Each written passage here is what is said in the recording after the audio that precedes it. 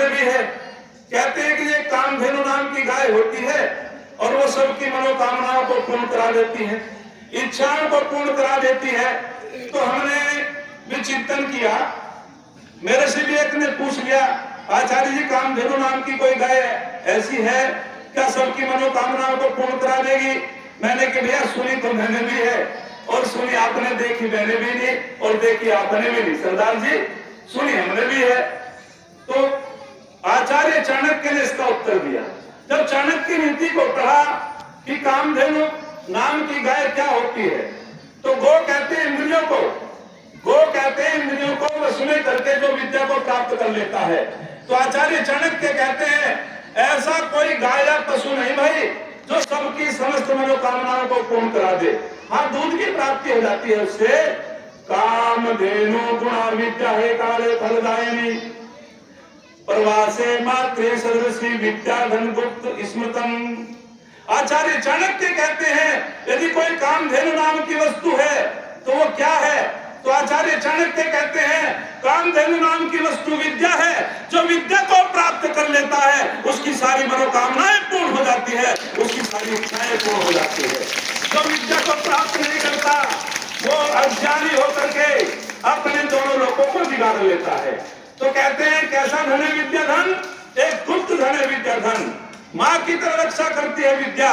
अरे जब हम पूरे भारत में जाते हैं, आचार्य वर्ग जाते हैं, तो वहां विद्या से ही सम्मान होगा।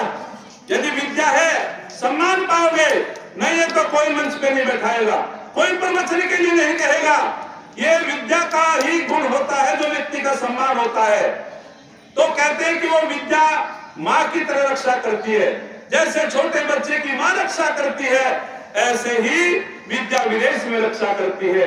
विद्या एक ऐसा धन है जिसको राजा छीन नहीं सकता। विद्या एक ऐसा धन है भाई बंटवारा नहीं कर सकता। विद्या एक ऐसा धन है जो चोर चुरा नहीं सकता। तो वास्तविक रूप से हमको विद्या की प्राप्ति करनी चाहिए। और मैं अधिक न बोलते हुए इतना आपके बीच में कहना चाहता हूँ, शिक्षा से प्राप्त होती है विद्या और विद्या से प्राप्त होती है सभ्यता, सभ्यता से प्राप्त होती है धर्मात्मकता, धर्मात्मकता से प्राप्त होती है जितेंद्रियता। जब इन बच्चों को हम धार्मिक बना देंगे तो ये बच्चों को संस्कार देंगे कि जैसे तुम अपने माता पिता के दो बेटी दो बेटे भाई बहन हो, यहाँ भी आचार्य कुल है, यहाँ भी आपका व्यवहार वही है।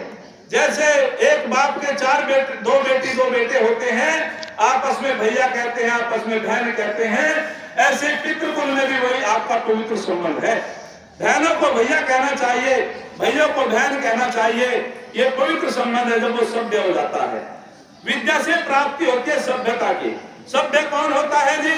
जो सभा में बैठना। ये धर्म नहीं कोई काला चोगा पहन रहा है, कोई तिलक लगाता है, कोई कलावा, ये नहीं भैया। धर्म का अर्थ होता है मातृवत प्रदानेषु लोष्टवत प्रद्रवनेषु आत्मस्वरूपेषु यह पश्यति से पंडित है। आत्मन है प्रतिकूलानि प्रेषामने समाचरे। अर्थात जैसा जैसा व्यवहार मैं अपने लिए चाहता हूँ वैसा व्यवहार मुझे दूसरों के लिए करना चाहिए। मैं चाहता हूँ मेरी बेटी का सम्मान हो तो मुझे दूसरे की बेटी का भी सम्मान करना चाहिए। इसका नाम धर्म होता है। मैं चाहता हूँ मेरी बहन को अच्छी दृष्टि से देखे, मुझे भी दूसरे की बहन को अपनी बहन समझनी चाहिए। इसी का नाम धर्म है। मैं चाहता हूँ कि भूख में मुझे जो है भोजन मिले तो मुझे भी भूखों को भोजन खिलाना चाहिए। इसी का नाम धर्म है। जो जैसा जैसा व्यवहार हम अपने लिए चाहते हैं वैसा व्यवहार दूसरों के लिए करें, इसी का नाम धर्म होता है।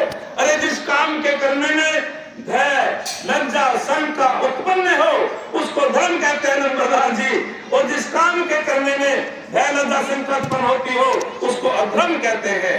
अरे सारा परिवार बैठ करके दूध पी सकता है नहीं बाप बेटे एक साथ? बोलो, पीते हैं, भोजन भी कर लेते हैं। समझ लो धर्म का कार्य है। और यदि